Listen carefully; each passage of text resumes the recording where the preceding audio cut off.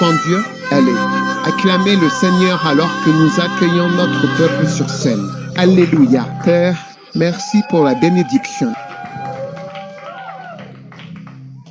Nous sommes ravis d'être en ta présence. Chaque personne debout, chaque main levée, Père, bénis-nous en ces quelques instants avec ta puissante lumière qui descend. Dargo, nous sommes reconnaissants et nous te remercions. Au nom de Jésus, Amen. Vous êtes peut-être assis dans vos maisons. Je vous vois debout sur Zoom, donc vous pouvez être assis. Prenez vos Bibles, mes chers amis, et ouvrez-les attentivement.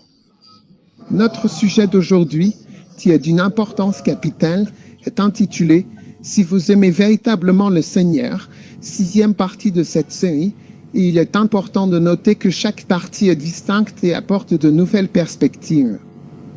Maintenant, si vous aimez sincèrement le Seigneur, Alléluia, alors prouvez-le par vos actions et votre dévotion, car c'est ainsi que votre amour sera manifesté. Aujourd'hui s'appelle « Prouvez-le si vous aimez le Seigneur ». Maintenant, 2 Corinthiens, chapitre 8, verset 24. C'est pourquoi, montrez-leur et devant toutes les églises, la preuve éclatante et indéniable de votre amour, et vantez-vous pleinement et ouvertement de votre présence. D'accord. Prouve-le. Si vous aimez le Seigneur, prouvez-le. Amen. Donc, 2 Corinthiens, chapitre numéro 8. Et le verset 24 dit clairement et distinctement, c'est pourquoi montrez-leur, et devant toutes les églises, la preuve éclatante et manifeste de votre amour. La preuve concrète et véritable de votre amour sincère. L'amour est quelque chose que l'on peut prouver. Amen. Tournez-vous avec moi vers Juge chapitre 16. Et nous commencerons à partir du verset numéro 1. Les juges sont au nombre de 16. Juges. Savez-vous où trouver des juges? Or, Samson se rendit à Gaza et y vit une prostituée. D'accord? Merci. Alléluia. D'accord. Or, verset 4, et après cela, il aima dans la vallée de Sorek une femme nommée Dalia.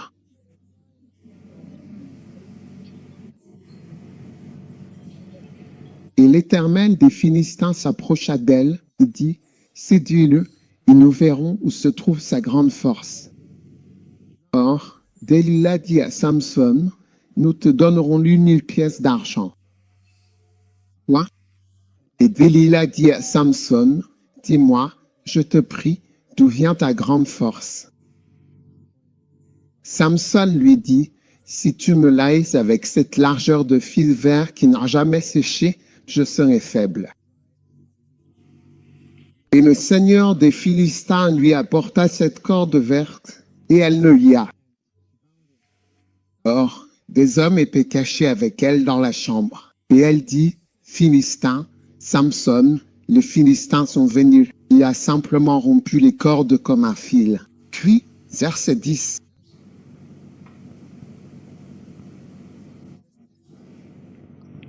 Et Delilah dit à Samson, voici, tu t'es moqué de moi et tu m'as raconté des mensonges. Quand tu racontes des mensonges à quelqu'un, tu te moques de cette personne. Vous vous moquez de cette personne. Oui, ne dites jamais que vous aimez quelqu'un à qui vous mentez. Il dit, tu t'es moqué de moi et tu m'as menti. Tu t'es moqué de moi. Et il lui dit, si on me lie avec des cordes neuves qui n'ont jamais été utilisées, je serai faible. Alors il a pris des cordes neuves et les brisa comme un fil. Verset 13. Or, Delilah lui dit, tu t'es moqué de moi et tu m'as menti. Jusqu'ici, Tu t'es aussi moqué de moi. Les menteurs continuent de mentir. C'est l'une des caractéristiques. Quand tu apprends à mentir, cela passe du statut de péché à celui d'iniquité. Et une iniquité, c'est que tu es tordu.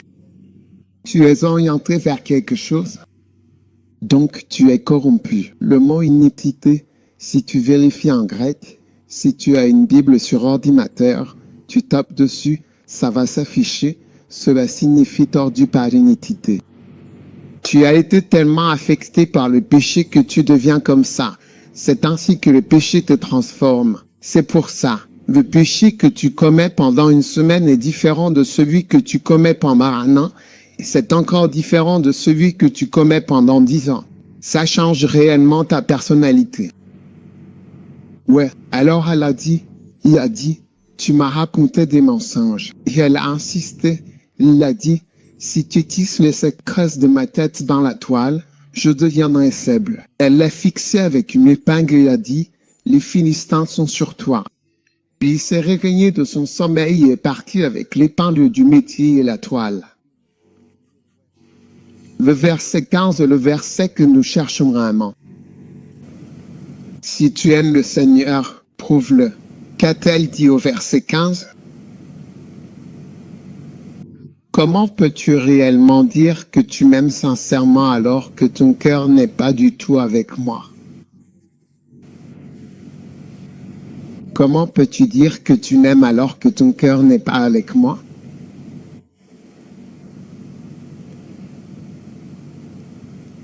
Tu t'es moqué de moi à 3 reprises distinctes et tu ne m'as absolument pas éveillé d'où provient cette grande et impressionnante force qui est la tienne. Donc ici, Dalila disait à Samson avec une insistance marquée, si tu m'aimes vraiment et sincèrement, prouve-le-moi par tes actions concrètes et gestes. Prouve-le. Il n'y a rien de tel qu'un amour qui n'est pas prouvé. Vous me comprenez? Mon sermon est-il difficile? C'est normal. L'amour est quelque chose que l'on prouve, et Dalila ne demandait qu'une preuve basique. Si tu m'aimes, prouve-le. Arrête de te moquer de moi avec tes mensonges et tes tromperies, et prouve-moi que tu m'aimes, d'accord. Qu'en pensez-vous? Alors, aimer le Seigneur est quelque chose qui demande une preuve. Bon, j'aime Dieu. Prouve-le, prouve que tu l'aimes. Si tu aimes le Seigneur, c'est de ça qu'il s'agit dans ce sujet. Si tu aimes le Seigneur, oui, donc, vous savez, comme je prêche de cette façon, je ne l'ai pas vraiment divisé ainsi. Peut-être que si j'écris un livre, je le diviserai ainsi. Si tu aimes le Seigneur, prouvez que tu l'aimes. Donc, pour ceux d'entre vous qui ont des relations avec des gens et qui ne sont pas vraiment sûrs qu'ils vous aiment sincèrement, je pense que ce n'est pas trop demandé, absolument pas. Si tu l'aimes, comme Dalila l'a dit, prouve-le. Tu t'es moqué de moi 3 fois. Tu ne m'aimais clairement pas. Tu ne le fais pas. Donc, je ne te conseillerais pas d'épouser quelqu'un qui se moque de toi. Tu sais, laisse-moi te dire quelque chose. Les gens se fient aux preuves. Mais il y a des gens qui peuvent rester debout. Au bord d'une route goudronnée, et te convaincre que c'est une rivière. Oui, et tu le crois. Oui, parce que leurs paroles et leur pouvoir de persuasion sont bien plus forts que les preuves qu'ils ont, parce qu'ils sont des personnalités convaincantes. Regarde, combien ont déjà regardé des films où tu vois quelqu'un qui a l'air drôle, tout ce qu'il fait est drôle. Tu sais, il y a des gens comme ça, n'est-ce pas? Monsieur Béant et d'autres, ils ont juste l'air drôles, mais dans la vraie vie, ils sont déprimés et je ne sais pas quels sont leurs problèmes. Tu vois, il y en a aussi au Ghana, Certaines personnes, ouais, super rodé. Il est toujours Henri? Oui, mais il y a des gens, leur visage a l'air drôle, donc ils te convainquent, et il y en a d'autres qui ont l'air innocents, alors ils te convainquent de leur innocence. Juste par leur apparence. Et ils vont te dire, je me tiens près d'une rivière et même si tu vois du goudron, et même si tu viens appuyer dessus avec ton pied, les paroles de la personne pèsent plus que les preuves, tellement fortes qu'il vaudrait mieux se fier aux preuves qu'aux paroles de la personne ou à son apparence. C'est pourquoi, quand des gens sont condamnés, enfin, passent en procès et tout ça, ils portent des costumes. Tu ne les verras jamais avec un look excentrique, comment dire, des allures bizarres ou des cheveux en bataille, et tout ça. Ils se rasent et essaient d'avoir l'air de gentlemen respectables parce que leur apparence fait aussi partie de l'effort pour convaincre. Oui, quand Mika Jacob était en procès, il y a eu un jour où il a porté son pyjama pour montrer qu'il n'était pas en forme. Et il le forçait à venir à voir avec son pyjama. Il est venu au tribunal. Quand ça fait partie de la stratégie pour convaincre. Comment tu appelles ça? Ouais, c'est une mise en scène. Tu me suis? Oui. Alors elle dit, je t'aime. Et comment peux-tu dire que tu m'aimes alors que tu t'es moqué de moi 3 fois? Et quelque chose a fait l'erreur de faire confiance? Mais lui aussi aurait dû comprendre qu'elle ne l'aimait pas parce qu'elle a aussi montré 3 fois qu'elle essayait de le piéger. Donc il n'aurait pas dû croire non plus à son amour, et même s'il a répondu par amour, il n'aurait pas dû y croire. Oui, c'est vrai. Moi aussi, je me fie aux preuves. Quand tu vois qu'on t'a menti 3 fois comme ça suffit pour comprendre. Oui, et c'est pour ça que parfois, si tu n'es pas physiquement avec la personne, tu vas arriver à une conclusion différente que si tu es avec elle en personne, tu en tireras une autre conclusion. Par exemple, si tu ne peux pas voir la personne, juste en regardant les faits, tu vas arriver à une conclusion. Si la personne est présente, ça peut aggraver ou améliorer. Qui comprend ce que je vais dire? Je dis qu'il y a des gens point qui peuvent te convaincre qu'ils devant toi, te parler en costume, tu se laves. Genre, je prends mon bain. Maintenant, il y a de l'eau sur le savon. Alors qu'il porte le costume et la cravate, il te dit ça. Et toi, tu le crois, donc je passe. Ce sont des mots différents.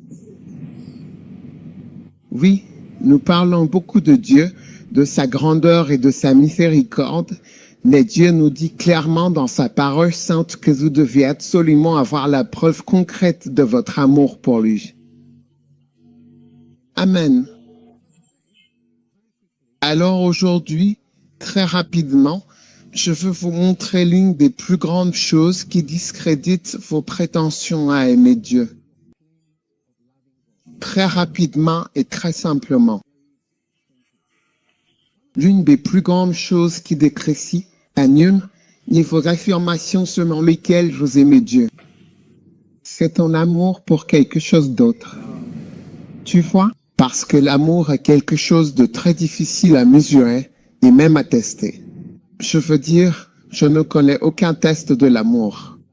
On ne peut pas faire un test et ensuite prouver, ou peut-être un examen que tu passes. Et puis, parce que tu as réussi, ça prouve que tu aimes.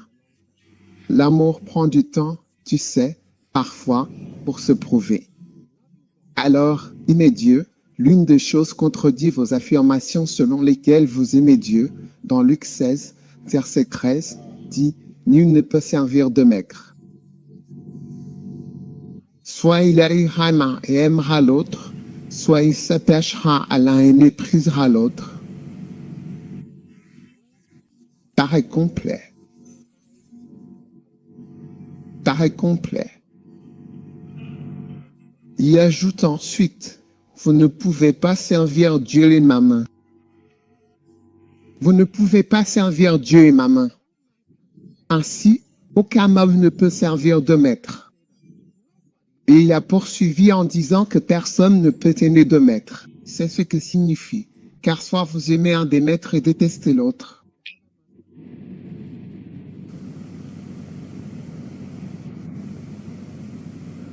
Oui, vous voyez. Nous ne voulons pas accepter que lorsque vous aimez, cela veut dire que vous détestez. Donc, je ne déteste pas. C'est trop fort pour moi. Mais Jésus a dit, ce n'est pas moi qui l'ai dit. Si vous voulez être en colère, soyez en colère contre lui, appelez-le directement.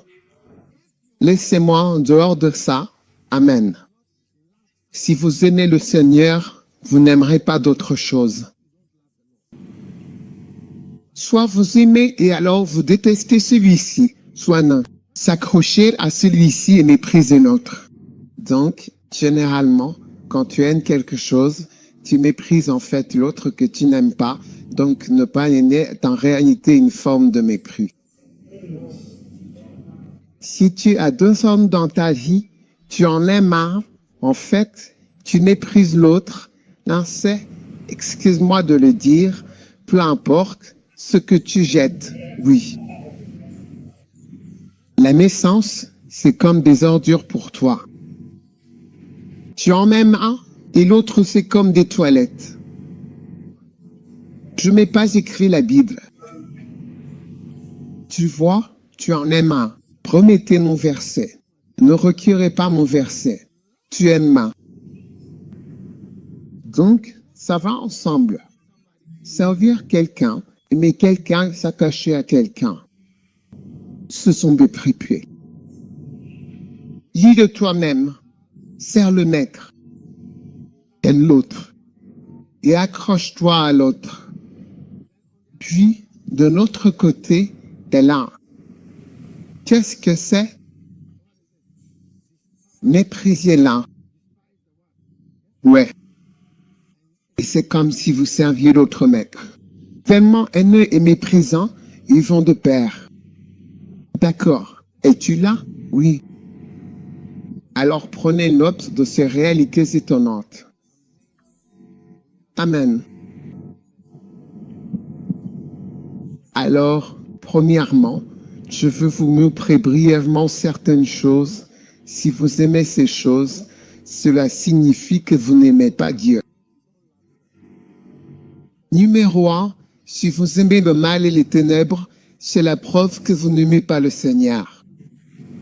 C'est une preuve. Amen.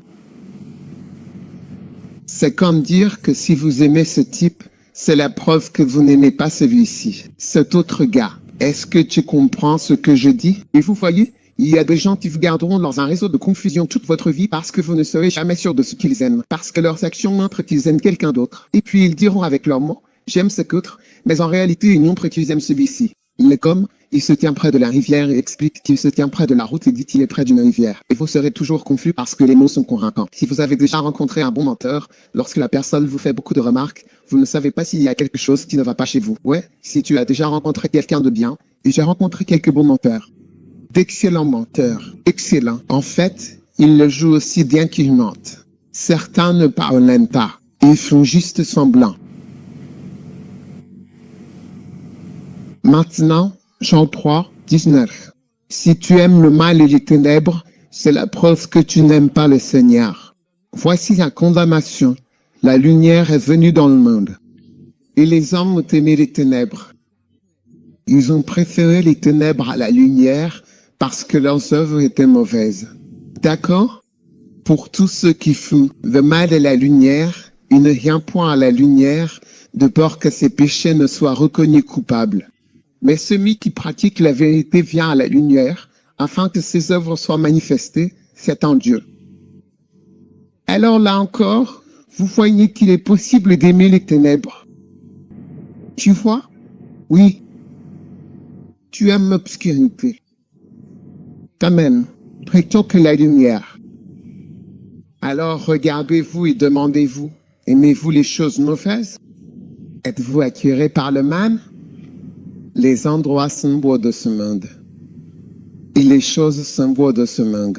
Oh, J'aimerais vraiment être dans cette boîte de nuit. J'adore ces petits amis que j'ai eus et ces petites amies. Et maintenant, ma danse, mes brogues me manquent et je m'ennuie de tout ce que tu connais de noir. Tu as compris? Oui. Votre amour pour ces choses révèle que vous n'aimez pas Dieu. Et c'est en fait tout ce contre quoi nous luttons. Car un homme ne peut pas aimer Dieu s'il aime les ténèbres. Maintenant, quand vous aimez les ombres, les ténèbres, être en secret, vivre loin de la lumière, comprenez-vous? Vous choisissez toujours de vous asseoir à l'arrière. Tu ne t'approches pas toujours. Vous êtes dans une sorte d'obscurité. Parce que si nous avons la communion, il faut marcher dans la lumière. Méfiez-vous des gens qui aiment les ténèbres. Je suis à l'église, mais je ne veux pas de gens, donc dans ma culture, on ne vient pas.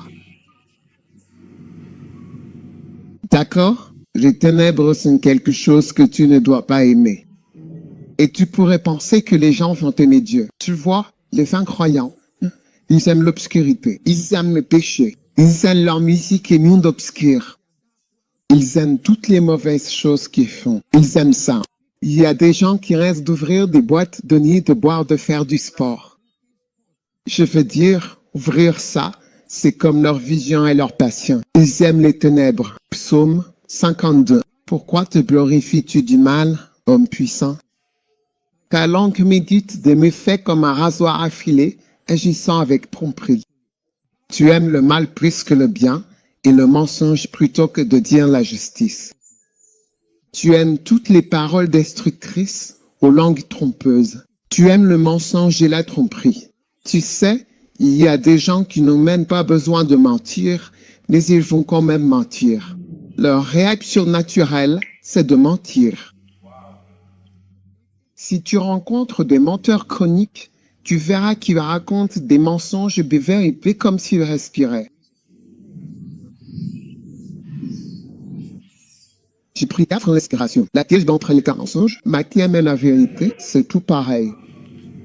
Oui, leurs mensonges et leur vérité sont mélangés ensemble. C'est comme tomates et oignons mixés point avec du gingembre, du poivre remixé. Tu peux pas dire lequel est l'oignon et lequel est... Comment tu appelles ça?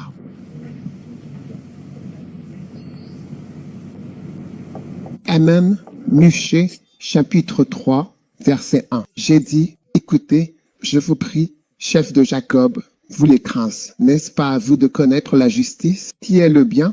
Michée, chapitre 3, verset 2. Qui haïssent le bien et aiment le mal, qui arrachent leur peau et leur chair de sur leurs os. Ah, tu aimes le mal. D'accord, alors ils ont dit, alors ils crieront vers le Seigneur, et il ne les écoutera pas, parce que vous aimez le mal.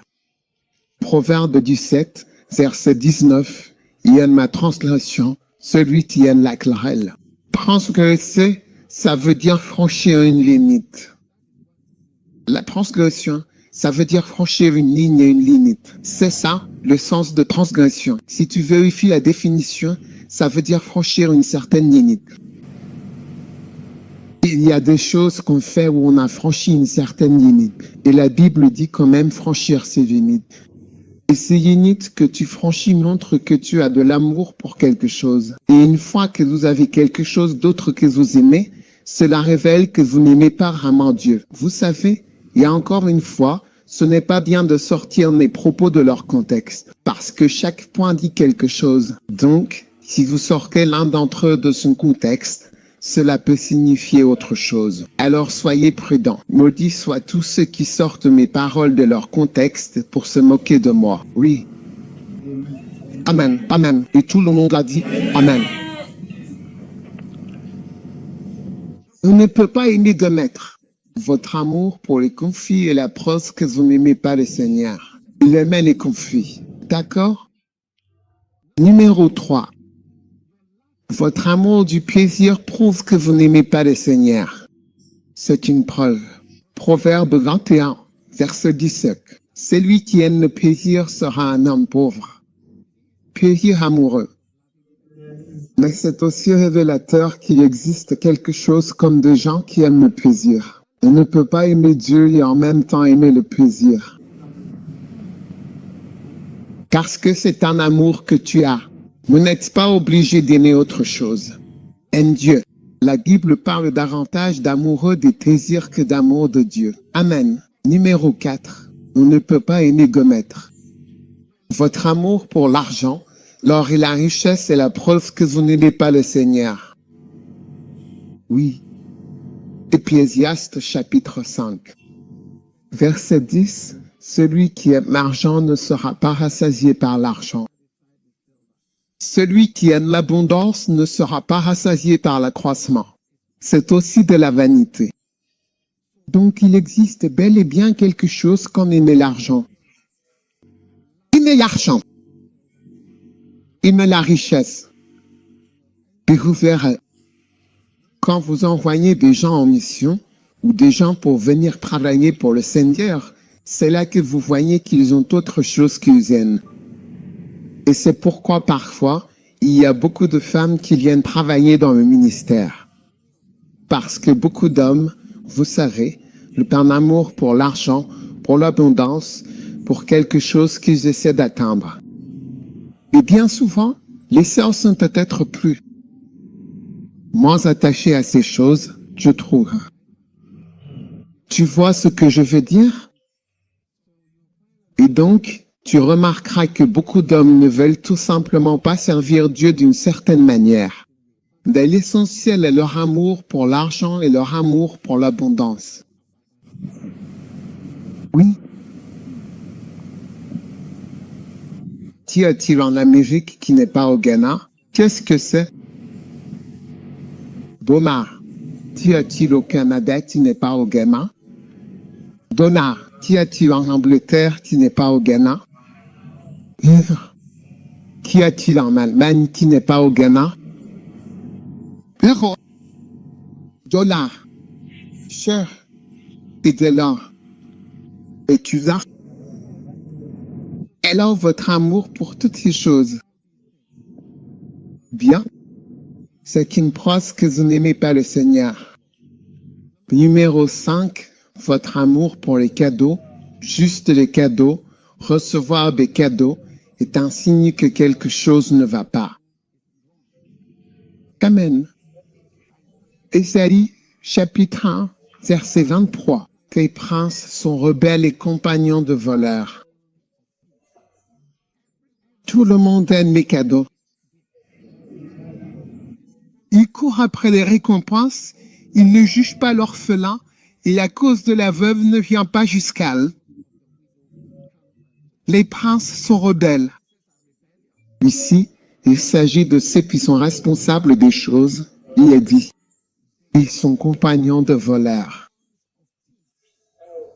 Et tout le monde aime les cadeaux. Vous voyez, quand vous aimez les cadeaux, vous n'aimez pas le Seigneur. Cela se voit quand vous commencez à prendre des décisions.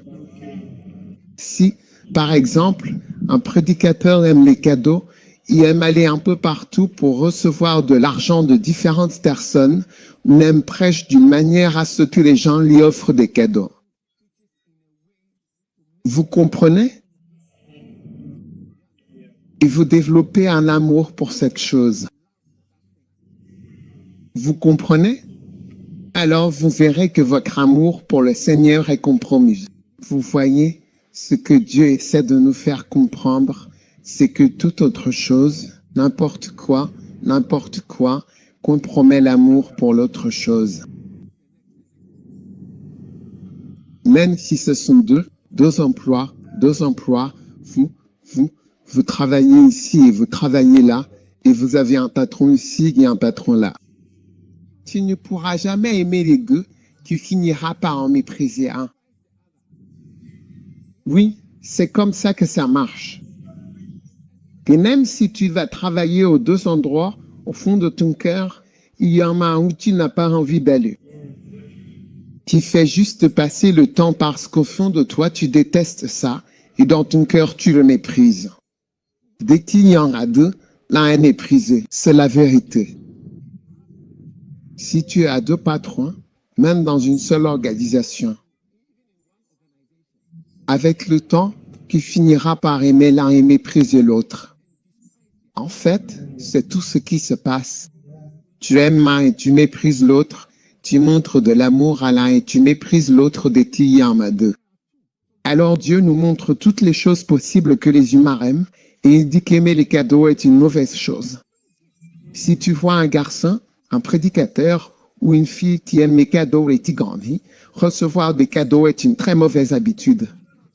Oui, c'est à chaque fois que quelqu'un te donne quelque chose.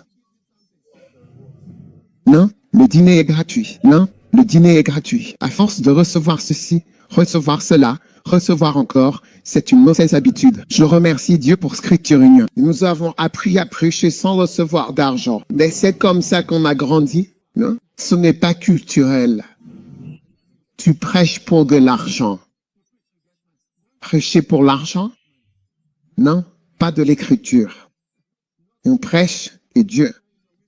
Nous aimons le Seigneur, jouons du piano, des instruments et chantons parce que nous l'aimons. Il n'y a rien de lié à l'argent mais que tu aimes me donner. PAF. Et cela ne veut pas dire que tu ne dois plus recevoir de cadeaux. Prenez les paroles dans leur contexte. Tu peux recevoir des cadeaux et c'est bien d'en donner, mais quand ça devient tenir les cadeaux, ça a changé. Si j'aime les cadeaux, ma façon de prêcher est différente. Je serai toujours en train de vous apprendre comment m'offrir des cadeaux. Je dirai des choses comme « je ne sais pas pourquoi, je ne sais pas pourquoi ». Quand quelqu'un a amené une voiture chez moi, je ne sais pas pourquoi. Dès qu'il a acheté la voiture, il a eu un contrat, 3 milliards. Je ne sais pas pourquoi, je ne peux pas l'expliquer, je ne peux pas l'expliquer. Oui, tu peux le donner à l'église, tu peux donner l'offrande à l'église et obtenir un reçu, ou tu peux l'apporter et recevoir une bénédiction.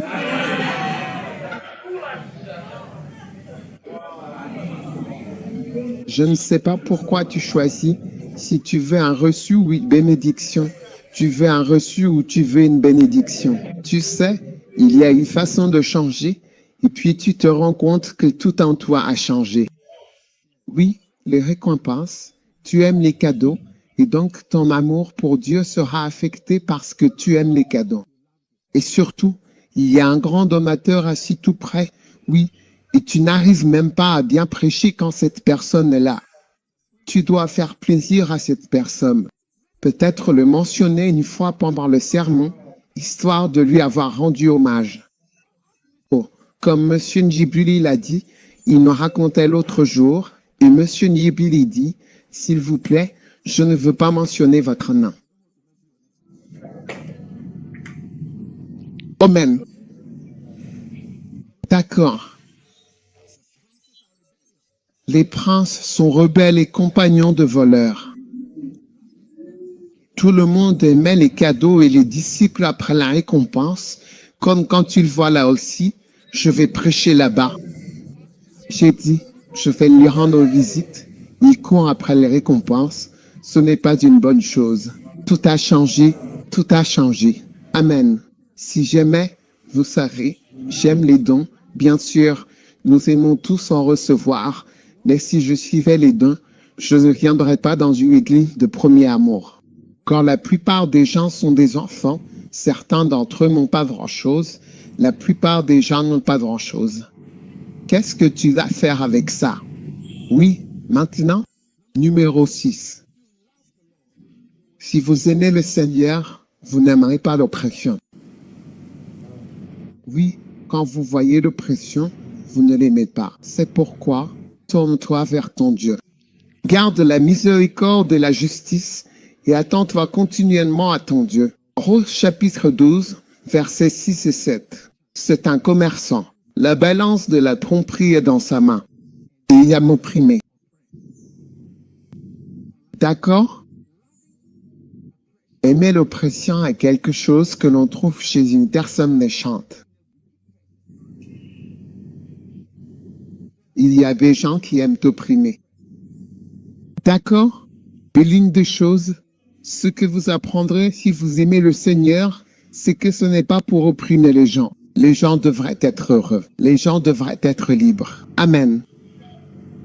Vous devriez être libre d'appartenir à ce monde et libre de vivre. Libre de faire ce que tu veux. Libre de travailler.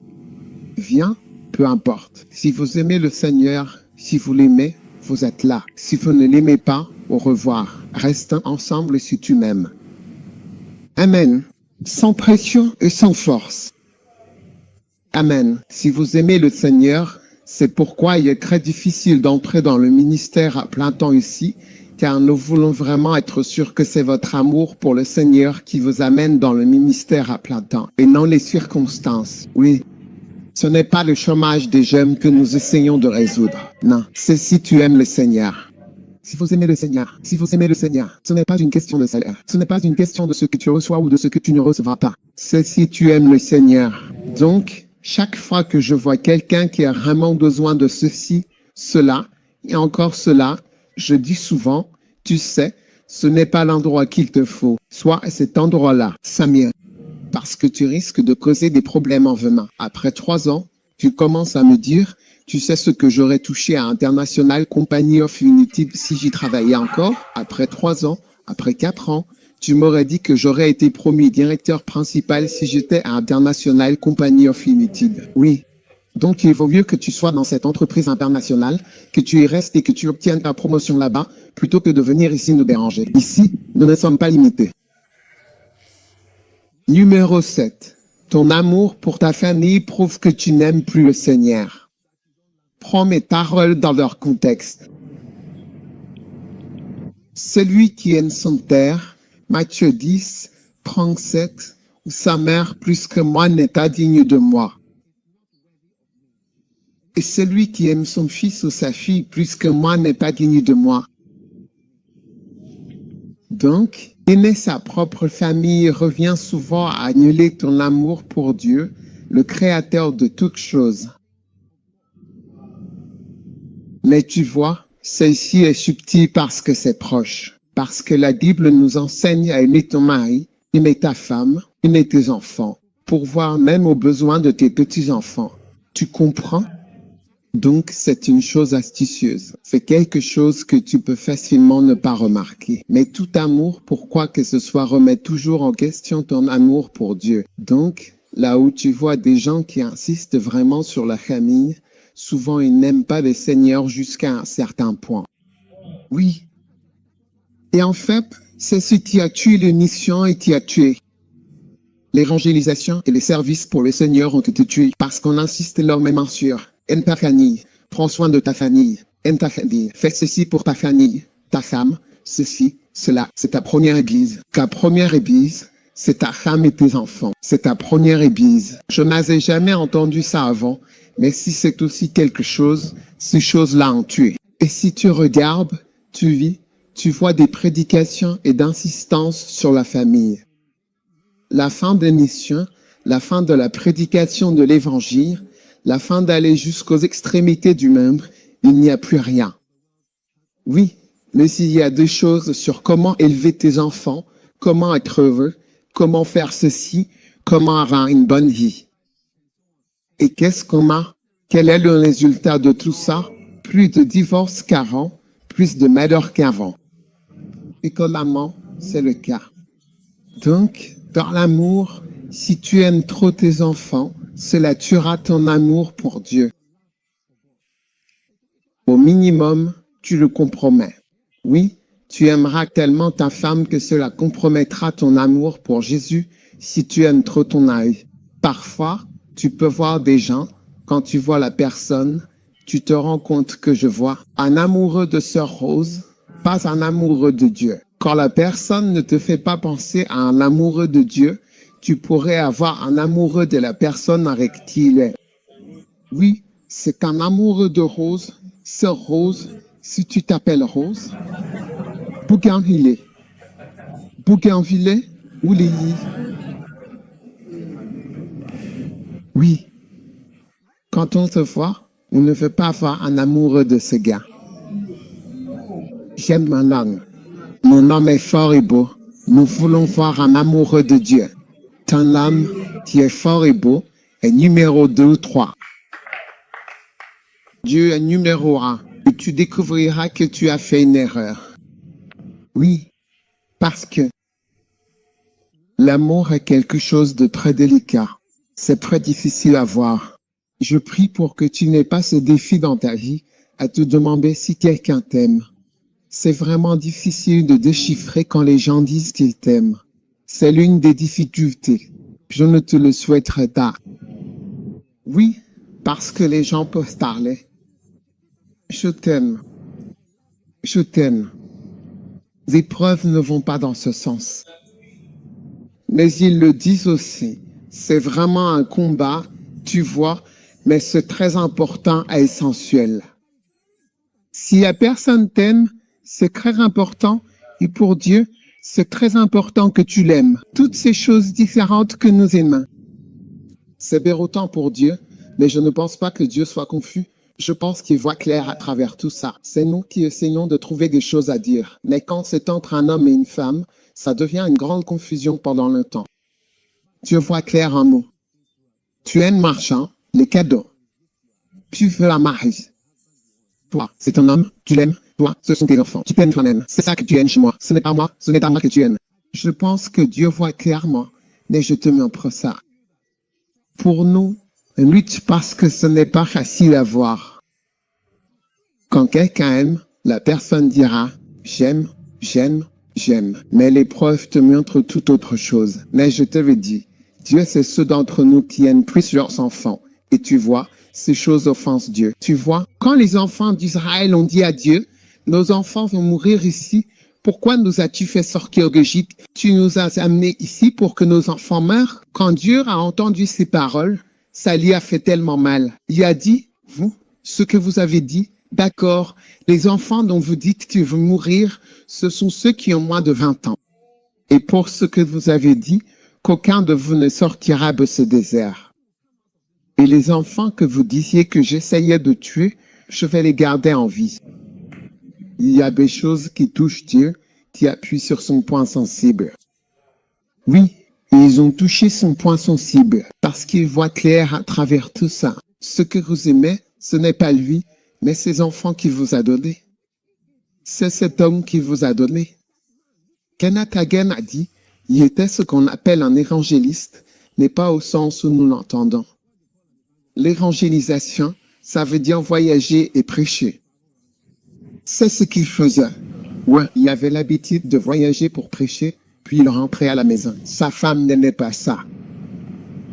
Sa femme n'aimait pas ça.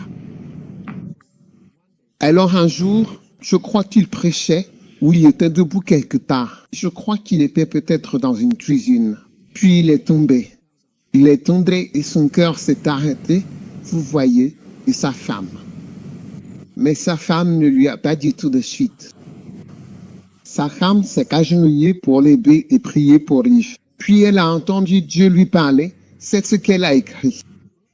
Sa femme n'a écrit qu'un seul livre, et c'est dans ce livre. Elle a dit, elle a entendu Dieu lui dire qu'il pouvait l'emmener quelque part d'où il ne reviendrait pas. Comme tu te bats avec moi et avec lui, tu pars, tu reviens, tu pars, tu reviens. Elle a dit, quand elle s'est penchée, elle a entendu Dieu lui dire, je peux l'emmener quelque part où il ne reviendra pas à la maison. Est-ce que tu aimerais ça? Elle a dit non, je n'aime pas cette partie. Il devrait y aller. C'est le jour où elle l'a abandonné. Oui, et vous le voyez, cela coûte quelque chose d'aimer Dieu, cela coûte l'amour des autres choses qui vous coûtent. Kenneth Hagin a-t-il dit. Et quand il l'a dit, c'est l'une des choses qui, vraiment, m'a rendu très triste pour lui. Vous savez, il a dit que lorsqu'il quittait la maison, vous savez, il y a des gens qui pensent que, quand nous servons Dieu, nous n'aimons pas nos familles. Ouais, c'est à toi de voir. Tous les marchés, nous regardons et nous voyons. Mais il a dit, bien des fois quand il quittait la maison, et c'était quelque chose qui arrivait souvent. Je l'ai entendu chanter en direct à Tulsa, puis je l'ai observé. Et il a dit que lorsqu'il quittait la maison, il prenait sa voiture, descendait la route, puis tournait et garait la voiture où il était. Il était dehors, il allait quelque part, il voyageait, mais quand il quittait la maison, il allait garer la voiture et retirer son chapeau. Et ensuite, après cela, il reprenait la voiture et continuait là où il devait aller. Ça lui faisait tellement mal de quitter sa famille et de partir comme il le faisait. Mais c'était le prix à payer, c'est le coût, et comme l'a dit Afan de Kemet-Agen, le prix n'est pas plus grand que sa grâce. Alors ne laissez jamais votre famille se mettre entre vous et Dieu. C'est agréable d'avoir une famille, c'est une bénédiction. Ce sont des choses que Dieu nous donne, mais ton amour pour ta famille ne doit pas. Il faut faire attention à cela. Surtout les petits chouchous. Vous savez, les petits chouchous, les gens bien, un peu égoïstes, qui sont pas fonds dans l'amour familial. C'est vous qui êtes le plus en danger d'aimer votre famille d'une manière qui finit par compromettre votre vie. Et toujours, vous vous retranchez derrière ce prétexte. N'oubliez pas, il est écrit, mari, aimez vos femmes, femmes, aimez vos maris, voilà tout. Savez-vous, le conte est un type de tissu que nous avons au Ghana. C'est un tissu coloré. Je vais vous montrer que vous pouvez le rechercher sur Internet. Nous l'utilisons pour couvrir notre péché de ne pas aimer le Seigneur. Amen.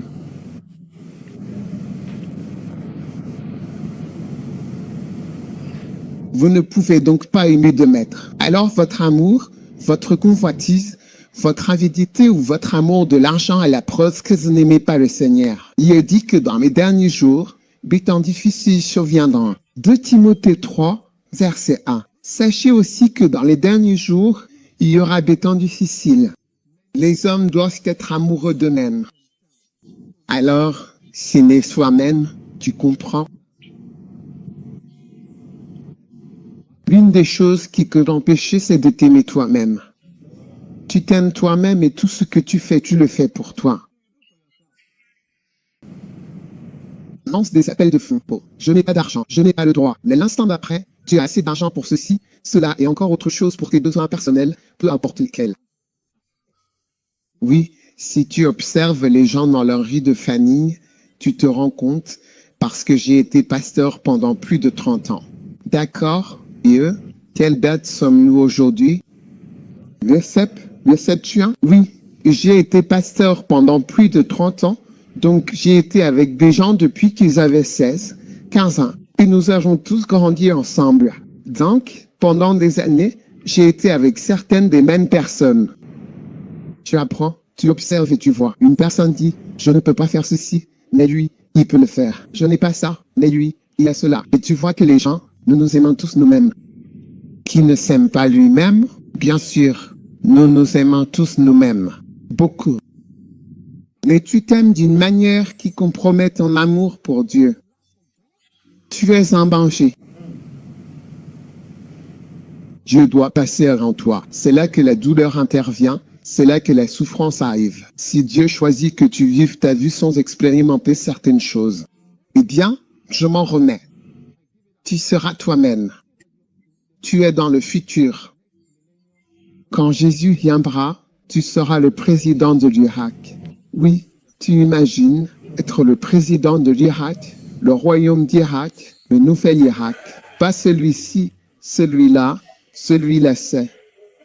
Wow, c'est incroyable. Le prochain point, c'est l'amour de soi. Le suivant, c'est l'amour de la vanité. Si tu aimes la vanité ou les choses inutiles, tu n'aimes pas le Seigneur. D'accord? Et d'abord, Psaume 4, verset 2. Ô fils des hommes, jusqu'à quand changerez-vous ma gloire en honte? Jusqu'à quand aimerez-vous la vanité? D'accord? Donc il y a des gens qui, malheureusement, aiment les choses stupides, les choses futiles, les petites choses, et ces petites choses qui finissent par te coûter tellement plus que d'aimer Dieu.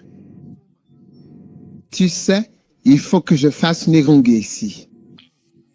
Il faut que je me coiffe ici. Il faut que je fasse. Il me faut ceci. Il me faut cela. Il me faut ce truc spécial. Ça. Il me faut ce maquillage. Il me faut chose. Je ne dis pas que ce n'est pas bien. Maquille-toi. Sois jolie. Toutes nos filles doivent être jolies. Tu ne peux pas venir ici en ressemblant à un garçon. D'accord? Et sois d'elle. Mais ce que je dis, c'est fais attention de peur que ton amour pour la vanité t'empêche d'aimer Dieu. Je ne peux pas voyager sans ma coiffeuse. J'ai besoin de ma coiffeuse avec moi tout le temps. Il me faut toujours 3 valises pour voyager. Il y a des endroits où voyager sans valise est préférable, car elle pourrait ne pas arriver. J'ai appris cela il y a 2 années, en arrivant dans un pays où tout le monde s'était fait tirer dessus et ma valise n'était pas là. Il n'y avait aucun vêtement qui pouvait m'aller, à part ce que je portais, parce que tout le pays est composé de personnes petites et personnes là, aussi grands que moi, de pantalons ou de chemises à ma taille. Même ça, ça ne me va pas. Oui, qu'est-ce que tu veux faire? Alors, moi, j'ai besoin de voyager avec mes valises. J'ai besoin de mon assistant. J'ai besoin de ma coiffeuse. J'ai besoin de ma sécurité. J'ai besoin de mes pianos. J'en ai besoin. Il y a tellement de choses dont on n'a pas besoin. Oui, j'ai demandé pour moi. Je ne conduis qu'une voiture allemande. J'ai besoin de ma voiture allemande. Quelqu'un a dit, j'ai besoin de mon conque et de mes poissons pour me marier, peu importe la fille. Moi? Oui. J'ai besoin de mon fufu. J'ai besoin de mon terre.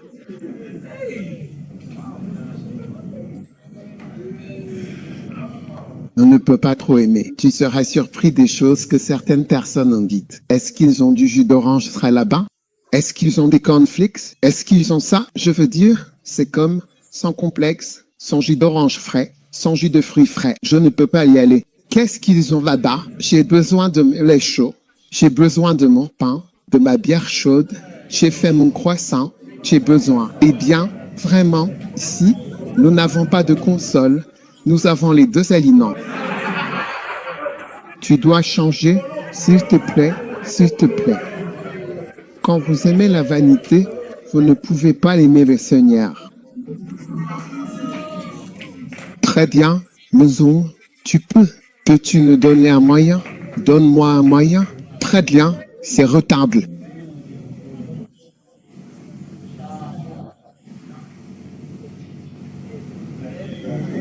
Achat, ils prennent tatouage. Go. Amen. Et maintenant, quel numéro? Combien de numéros avez-vous? Numéro 10. Si vous aimez le Seigneur, vous ne pouvez pas aimer le monde.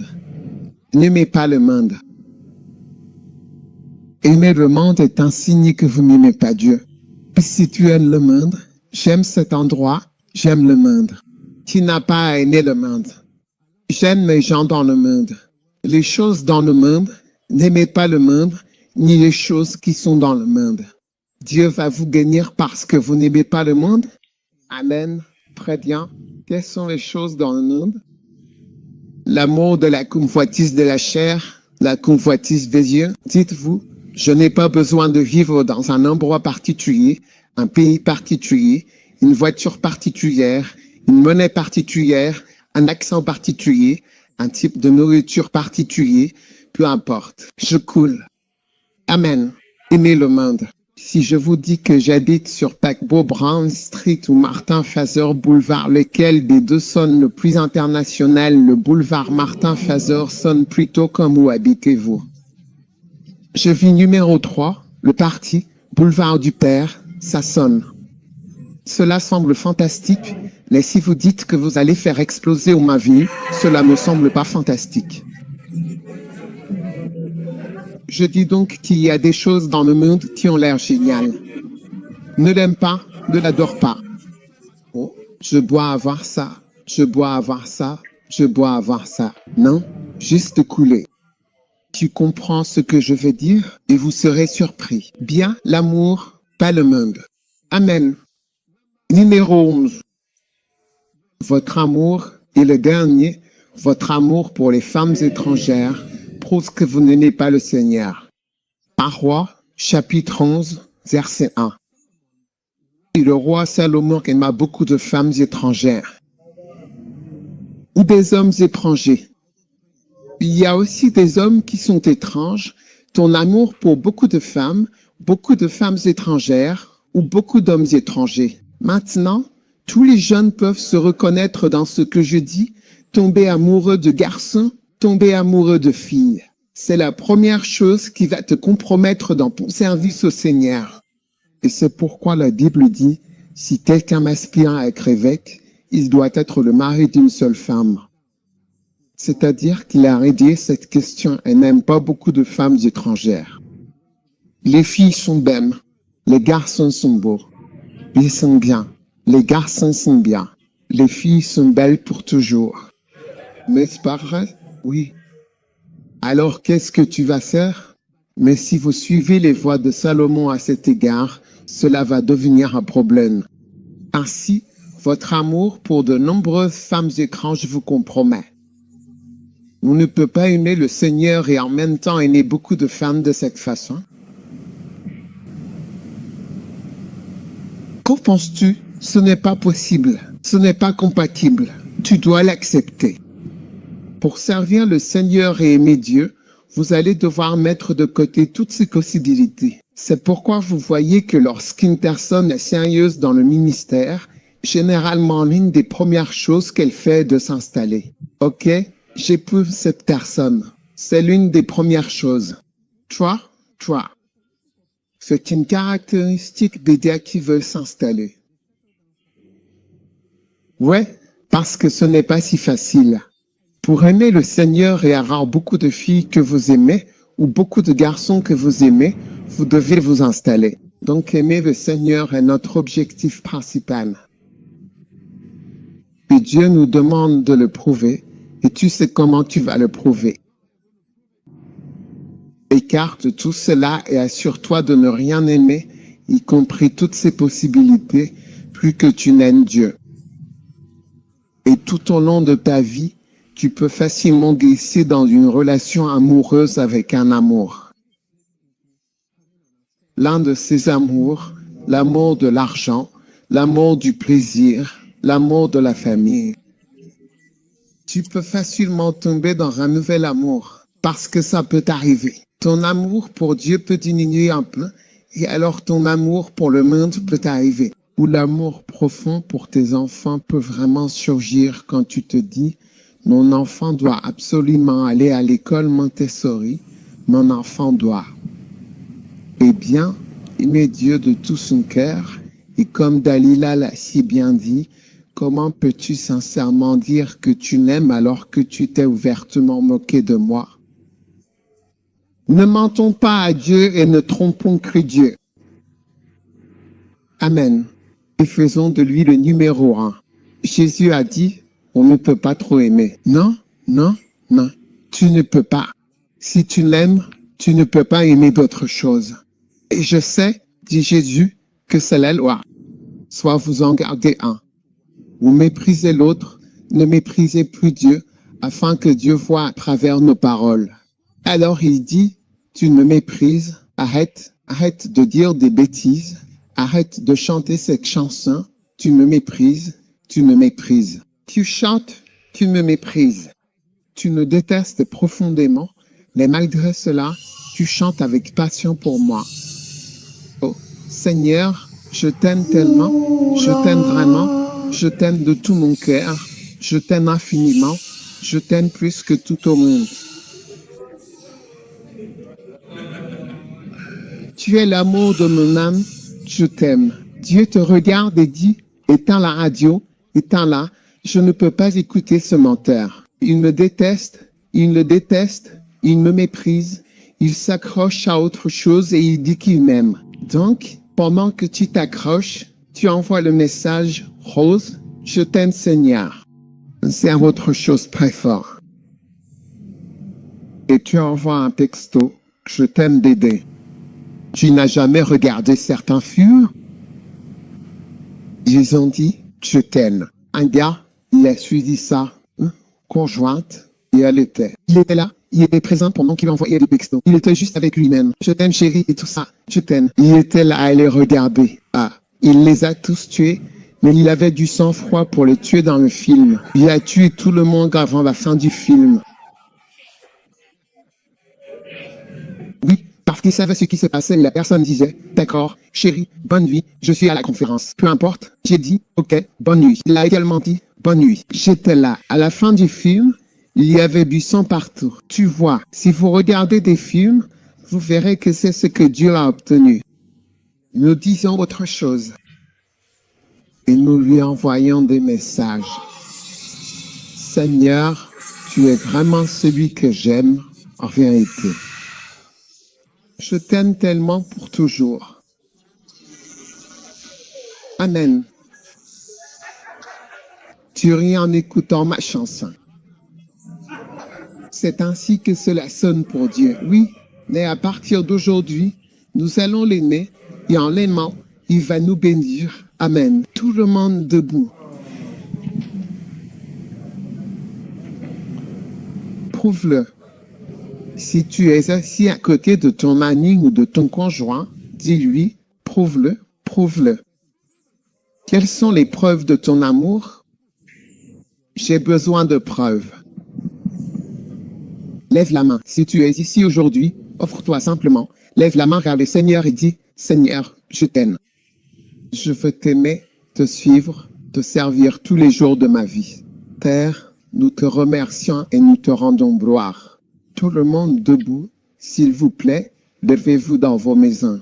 Tout le monde debout. Ne reste plus assis sur ta chaise. Ne t'assis pas, s'il te plaît. Cette maison vous offre une atmosphère décontractée. Alors lève-toi maintenant. Saute debout. Saute debout. Saute debout. Paul, merci. Nous t'aimons et nous nous donnons pour te servir pour le reste de nos jours, le reste de notre vie. Nous t'aimons. Nous vous remercions. Nous te louons. Nous vous honorons au puissant nom de Jésus. Prends nos vies, Seigneur. Prends nos âmes. Prends nos jours. Prenez nos moments. Prends nos vies, Père. Aie pitié de nous, Seigneur. Laissez-nous vous servir. Qu'il n'y ait rien d'autre qui constitue un défi. Notre amour pour toi, ô Dieu, quand tu nous regardes du ciel, ne sois pas en colère, ne sois pas fâché. Seigneur, trouve-nous réels. Seigneur, trouve-nous authentiques. Seigneur, ne pas dire une chose et faire autre chose. Seigneur, fais de nous des personnes qui te prouvent leur amour. Seigneur, nous te remercions alors que nous t'offrons nos vies et nos cœurs. Enlève de nous la tromperie, enlève de nous tout ce qui est faux et tout ce qui n'est pas réel. Fais-nous grandir en toi, Seigneur, et devenir des amoureux, de vrais amoureux de Dieu. Père Tout-Puissant, nous serons quart de ces jours, nous allons te voir bientôt, très bientôt. Nous prions, Seigneur, pour qu'au moment où nous nous tiendrons devant toi, nous n'ayons pas honte. Que nous ne soyons pas trouvés comme les plus grands hypocrites de tous, mais que nous soyons trouvés comme de vrais amoureux du Dieu Tout-Puissant. Merci. Au nom puissant de Jésus, nous prions. Amen. Pose ta main sur ton cœur, guéris nos cœurs et fais de nous de bons, de vrais, de véritables amoureux. Nous te rendons une grâce et nous te louons au nom de Jésus-Christ. Et si tu regardes et que tu veux donner ta vie à Jésus, que tu veux dire, pasteur, s'il te plaît, prie avec moi. Je veux donner ma vie à Jésus-Christ. Je veux prier avec toi. Je veux t'aider à connaître Dieu. Et je veux t'aider à devenir un amoureux, quelqu'un qui aime Dieu. Dieu t'aime et Dieu veut que tu sois proche de lui. Alors si tu veux donner ta vie à Jésus, au Père, lève la main et prie cette prière avec moi. Dis, Seigneur Jésus, s'il te plaît, pardonne-moi mes péchés. Je suis désolé pour toutes mes erreurs et pitié de moi. Lave-moi avec le sang de Jésus. Fais de moi une nouvelle personne. Je donne mon cœur, mon âme et tout ce que j'ai. Je le donne à Jésus-Christ. Merci, Seigneur, de m'avoir sauvé. Aujourd'hui, s'il vous plaît, écrivez mon nom dans le livre de vie. Merci, Seigneur. Au nom de Jésus. À partir d'aujourd'hui, je suis né de nouveau et je te servirai et je te suivrai. Au nom de Jésus. Amen. En ce moment, si vous avez donné votre vie à Jésus, il y a un numéro sur l'écran. Vérifiez simplement ce numéro envoyez un SMS, envoyez un WhatsApp ou un SMS à ce numéro. Et nous allons vous appeler ou vous parler. Je veux juste donner ma vie à Jésus-Christ aujourd'hui.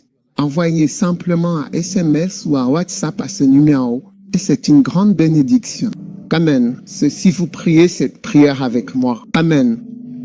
C'est l'heure de la Sainte Communion. Et nous allons recevoir la Sainte Communion. La puissance de Dieu va entrer dans votre vie. Que chacun reçoive sa communion dans sa maison.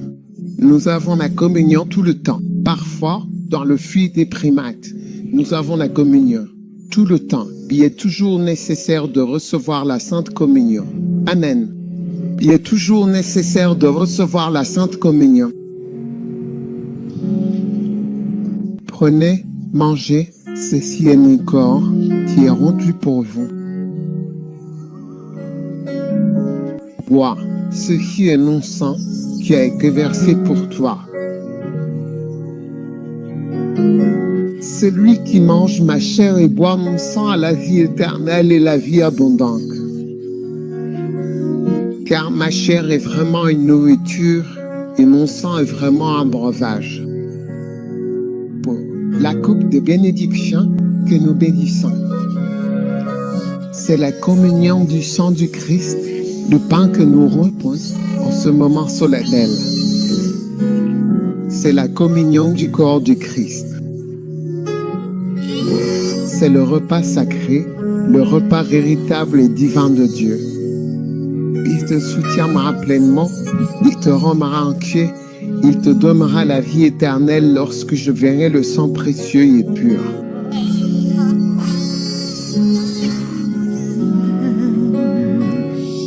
Je passerai au-dessus de toi, oui. Zacharie, chapitre 9, verset 9, Amen.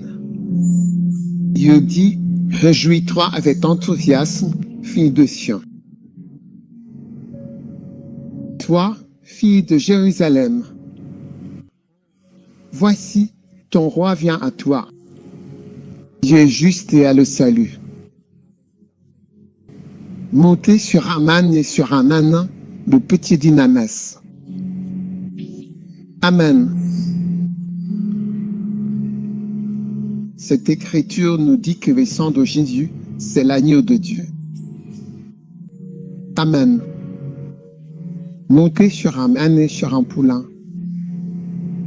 Salut, Amle. Il s'agit d'une prophétie sur Jésus-Christ.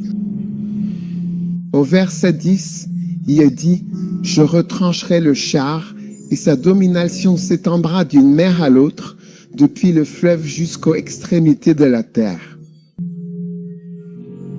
Puis au verset 15, il est dit, « Par le sang de ton alliance, j'ai renvoyé tes prisonniers hors de la fosse où il n'y a pas d'eau. » Amen. Tournez-vous vers la forteresse, vous, prisonniers de l'espoir. Aujourd'hui encore, je déclare que je te rendrai le double, le sang de l'alliance. Alors maintenant, il y a de bonnes nouvelles pour vous. Parce que l'agneau, Amen, il vient, il arrive. Réjouis-toi avec enthousiasme, fille de Sion. Qui? Fille de Jérusalem, voici, ton roi vient. Il vient avec l'alliance du sang. Père, alors que nous venons devant ton trône, nous prenons ce pain et nous venons devant ta sainte présence. Nous le consacrons dans nos maisons, partout. Merci parce que le roi vient et nous nous réjouissons.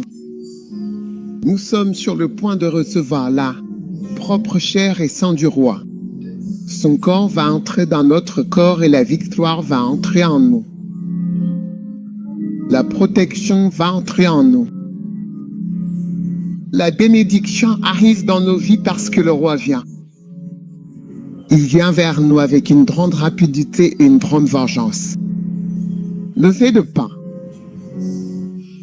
Que le roi entre dans votre vie et participe à votre existence d'une manière nouvelle et vivante. Où que vous soyez, que le corps de Jésus-Christ soit qu'une bénédiction et une guérison. Et une protection pour vous, alors que le roi lui-même entre dans votre vie. Le corps de Jésus-Christ, maintenant prenez le vin du sang. Amen.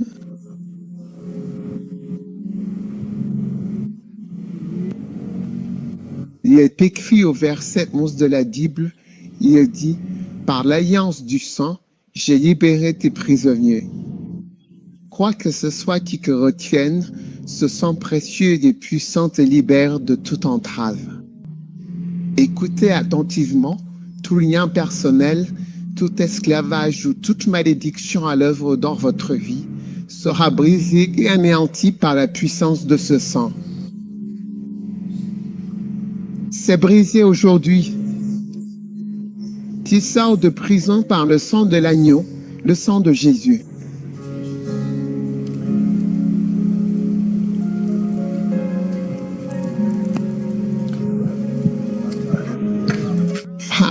Sœurs, ne les faisons qu'un.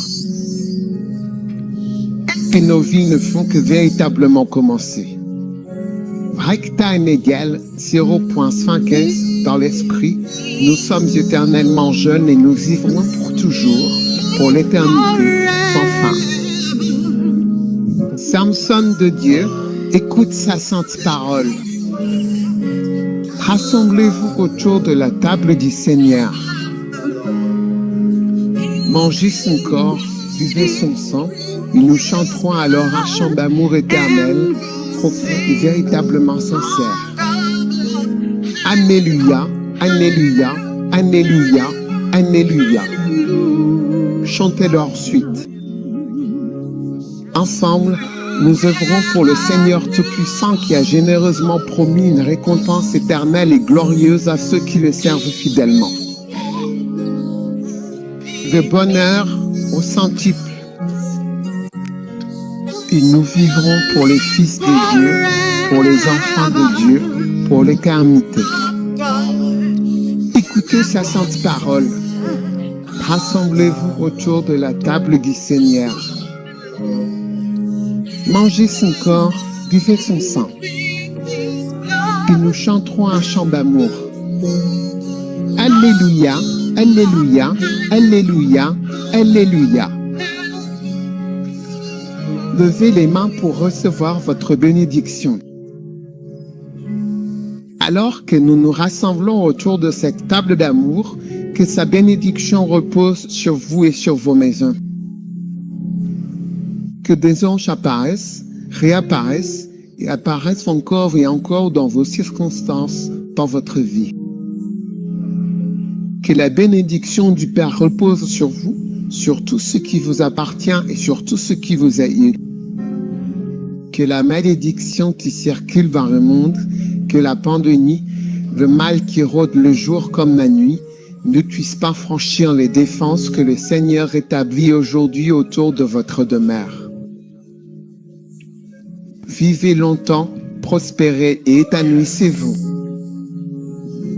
Franchissez les 70 ans avec aisance. Remerciez Dieu pour la victoire, pour les célébrations de votre vie qui reviennent année après année, car elles s'accompliront, car le Seigneur te sera vivant et de servir.